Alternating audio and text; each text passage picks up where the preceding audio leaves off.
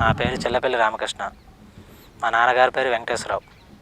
మాది ఖమ్మంపాడు, కొండూరు మండలం, ఎన్టీఆర్ జిల్లా. నేను స్వస్తిక్ తేజ వేసానండి. ఈ విత్తనం బాగుందండి. 7 వేసిన మీద విత్తనం కన్నా 7 బాగుందండి.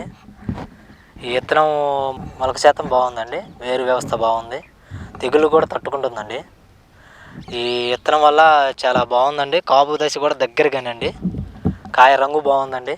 ఈ విత్తనం వేయటం వల్ల ఉపయోగాలు కూడా ఉన్నాయండి చాలా. వేరే విత్తనం 7 పెట్టానండి. విత్తనం వేరే విత్తనం. ఆ విత్తనం గనియడమండి. బాగా దిగుబడి కూడా చాలా తక్కువ వచ్చిందండి. ఈ నల్లికి కూడా తట్టుకోలేకపోయిందండి. ఇది పర్లేదండి. వేరే రకాలకు ముందు కొడితే తీసుకోలేకపోతున్నాయండి త్వరగా.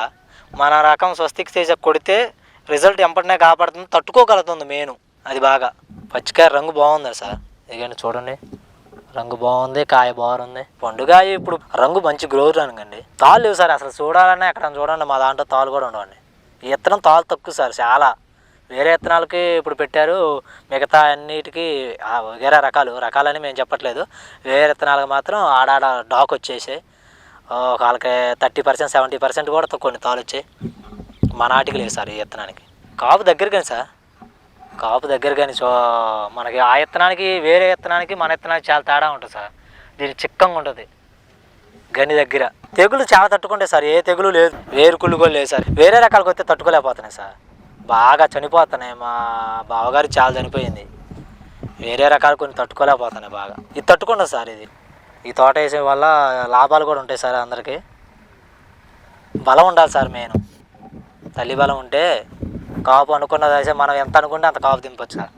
ఆ రకాలకి ఈ రకాలు చాలా తేడా ఉంది. ఆ విత్తనాలకే కొంచెం తెగుళ్ళు వచ్చినా తట్టుకోలేకపోతున్నాయి, మన విత్తనం తట్టుకుంటుంది. కొంచెం నల్లి విషయం కూడా అంతే కదా సార్. నల్లి అదిగో మా తమ్ముడు గారు వదిలేశాడు. ఆయన కొట్టడమే మానేశాడు చాలా వరకు. వేరే రకాలు వేరే వేశారు, అది కొట్టడం వదిలేశాడు. నేను వేస్తూనే ఉన్నా, 4 వారానికి ఒకసారి కొట్టుకుంటూ వస్తున్నా కానీ మంది తట్టుకుంటుంది. నేను 1 ఎకరన్నర వేసాను సార్. లాస్ట్ కల్లా నేను అనుకున్నది ఏమీ కాకుండా ఉంటే సార్ ఒక 50 క్వింటాలు దాటుతాయి సార్ ఎకరన్నరకి. 50 క్వింటాలు. ఇప్పుడు ఎకరన్నర లేదులే కానీ 1 ఎకరం వేసుకున్నా కానీ 40 క్వింటాలు అవుతాయి సార్. ఎకరం మాత్రం 40 దక్కదు. ఈ సంవత్సరం ఇదే వేసానండి, ఎకరం 25 దాకా. వచ్చే సంవత్సరం 2 ఎకరాలు వేస్తానండి స్వస్తిక్ తేజ. వాతావరణానికి అయితే చాలా బాగుంది సార్. ఇది వేరే రకం కన్నా నాకు ఈ రకం చాలా బెటర్ అనిపించింది. నా వర్షాలకు ఎప్పుడు నా చేను కొంచెం ఇబ్బందులు పడతా ఉండేది. ఇది వర్షాలు తట్టుకొని గ్రోత్నెస్ బాగా ఉంది సార్. నా ఒపీనియన్ మాత్రం చాలా బాగుంది సార్. ఇది రైతులందరూ వేసుకోవాల్సిన విత్తనం ఇది. స్వస్తిక్ తేజ.